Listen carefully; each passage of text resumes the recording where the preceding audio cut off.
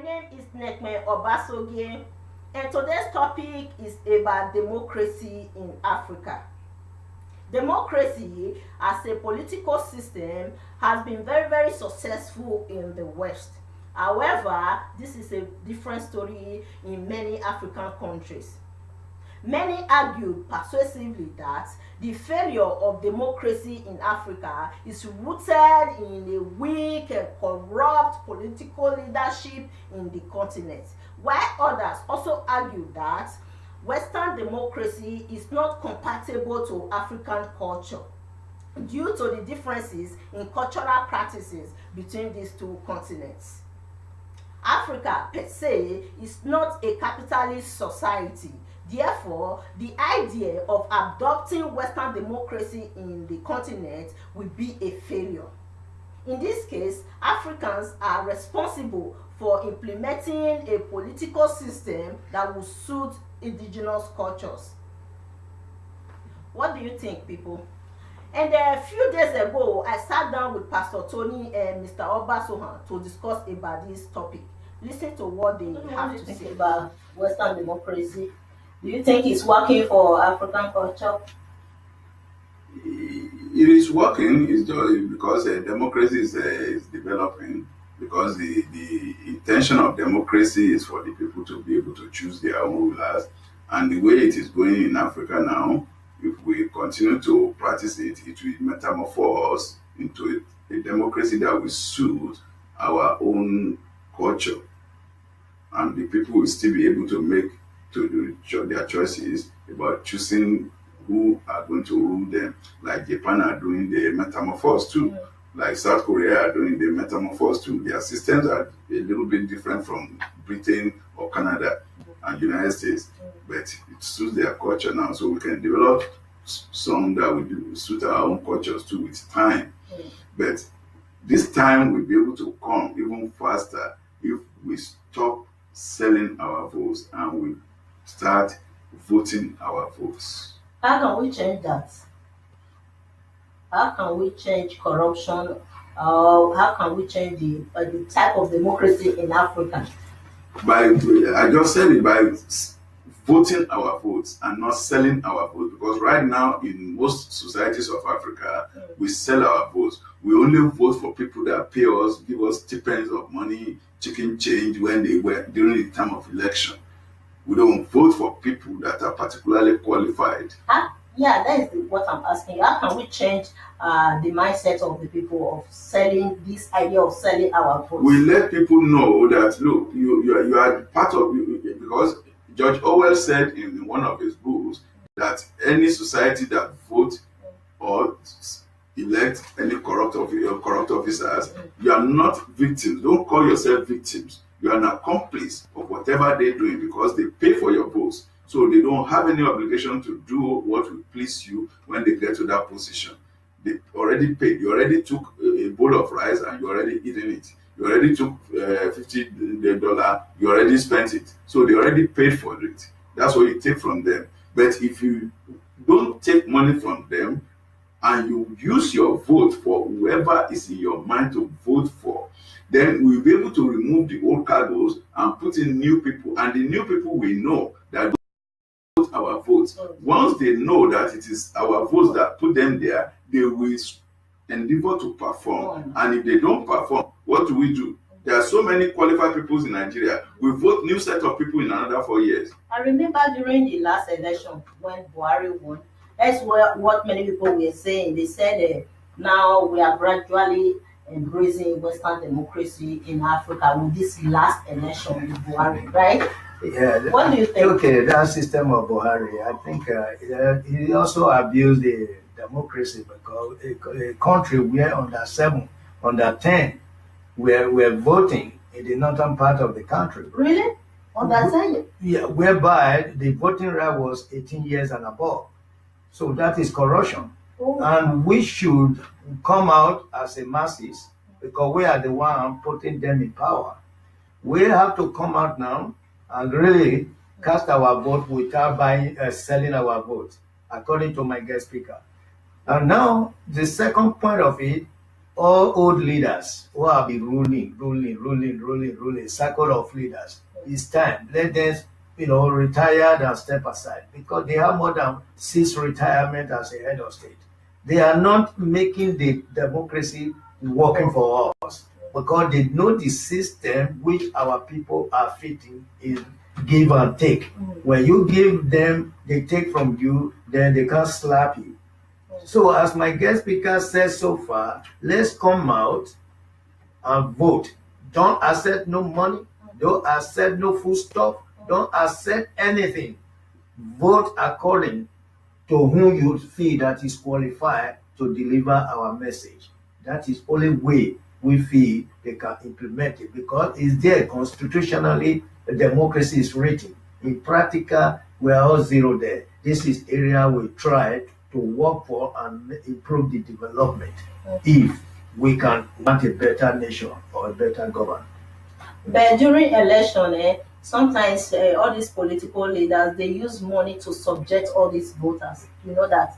During the last election, they told me that they will stand in the queue and start giving money to voters in the queue. You understand? Who took the money? People who are living in extreme poverty in Africa, one took the political money? leader will come and give you some money to vote for him or You are the one who took the money. What if you don't take the money?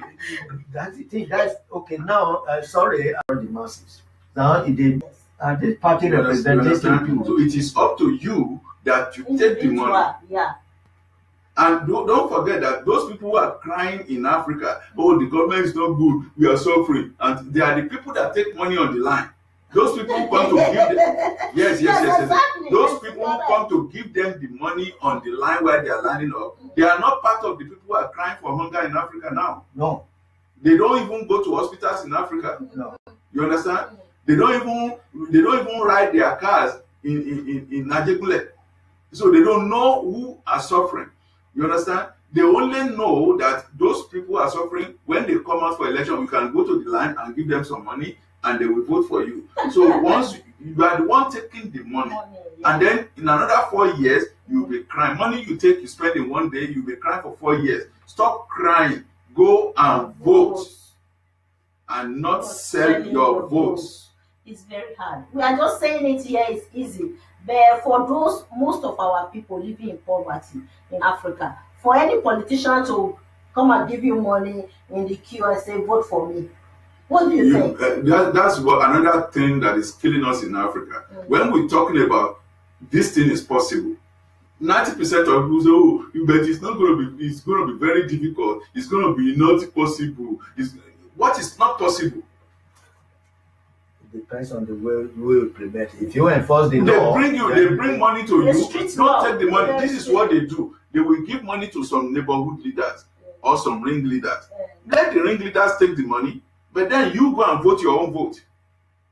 So it's not going to yield any result because we think if we make any effort, it's not going to yield any result. We don't love our country. We don't value what we have. If we value what we have, we will use our vote and hope and believe that the good result is going to come out of it. I think corruption is something that is strongly embedded in African culture, precisely Nigeria. Not just the government, even ordinary people. In Africa, and then why you blame the leaders? It's epidemics. It's already epidemics. It's the medication. It's the medication. Part of the medication that will stop the corruption is what my guest speaker just enlightened. Corruption didn't start in Africa in one day. I remember reading an article in 1995 when they interviewed Azikiwe. He said, in our own time, corruption was a baby. So that means corruption grew to that time to become a father. And now corruption is a grandfather. You understand what I'm saying? Yeah. The word corruption is not our language. They name it corruption. So they know what it is. Because even thief, they call it thief. Then we don't. No, we have language for it. We call it Jaguru Jera. You see? So this is the point. Now to kill corruption is not going to happen. Corruption, you yourself said it is embedded in our system. That is embedded not in the system of government, in our running blood. So to take it out, we're going to go and vote this next election. Use our vote. Vote our vote, not sell our vote. Okay. If the people we send to Abuja or to the government for the next 4 years, by our vote now, if they still practicing corruption, what happen next election? We use our vote again. We kick those ones out, bring new ones in. Once our politicians begin to realize that we can take them out, not just recycle them. Because what we are doing now is recycling. Yes, they are. See, but once they realize that we can take them out completely and not just recycling them, they will begin to change. The people that will go in, when they go in, they will sit tight and try to do something so that they can win the next election. So that means once we begin to use our vote, we'll be using our vote on merit, not on naira. Yeah. Those of us in diaspora, how can we shape the political system? There are many of ways we can Nigeria? shape. You know, there's a language. They always say if you cannot beat, you join. Yeah. Which is a deadly definition. Because when you don't beat, you join, meaning you have to be inside the corruption again. Yes. Okay, first of all, we said we came to the Western world. We educated. We are used to the system here. Do you think it's going to be the solution if we in diaspora go join them? We will just do the same thing they are doing. Yeah. Because we have intention to just go and chop our own, not to go and do something reasonable. But like, So what we have to do is people that are voting, vote your vote. Stop selling your vote. We have people here from Canada here who went to contest for governorship candidacy. He went to spend money, not to go and do it by merit. No. So why do we think that people in diaspora they're going to help the situation? They say they're not going to What help. is going to help the situation is that people That's who are what voting yeah. there, they use their vote by voting their votes and not selling You are their very votes. right. Somebody told me this. He said Some of us in diaspora, yeah. honest, you like it or not, we are even worse than many of us are worse than You are very in right. our That's what many people are complaining. They say even those who came from diaspora to join the political system of Nigeria, they are even worse than those at home. because you know why. So how You know can we why? trust Because- any Nigerian? Because before he was placed there, they all told the person, this is your homage. You're going to pay to the head and youth leader, to the chairman of the world. Okay, when you get the appointment, then you change from that. Then the next 4 years, let them not give you any appointment again. You make that name. When you make that name, even masses who really saw your good job, then they will bring you back to work for us. This is just what we want. Not because you take that money once, you can't even see the person you vote for the next 4 years. Even though you call him, you are going for help, he will not even allow you to enter his or her company. Does he come to the constituency? He doesn't live He there. doesn't live there. I wanted to contest for political post at one time in Nigeria during the Babangida era. Okay. My constituency was not in Ibadan. But what do I have to do with not in there? I just, in fact, that's where my father's house was originally. My father has other houses in Lagos where we all live, but his house in Nolede Ibadan is what makes us to claim to belong to Ibadan. But then I wanted to contest for Nolende Ibadan. What do I know about Nolende Ibadan? Okay. And my name was put up for that particular Agboile Layaju, Nolende Ibadan. Okay. You see, where I don't live. I didn't even go to. I went to primary school for about 2 years there before they moved us all back to Lagos. You see, and I wanted to go. And even in Ibadan, my house was somewhere at Alalubosa, and I wanted to go and contest for Nolende. I was living in GRA, and I wanted to contest for Nolende Ibadan. When I went there, people, Omo Papa, Omo Daddy, you know. They haven't seen me in 30 years. Chocolates to help develop the community. If I win that election, am I going to make gutter in Nolende Ibadan? Am I going to bring electric wall in Nolende? Am I going to they don't even know my house in Atalalubosa. So which means, and we have security. Which means we don't Because even trust. inside our estate in Atalalubosa, we have more than 5 retired generals. Okay. So There's security there. all the 2 gates, they are manned by serious military men.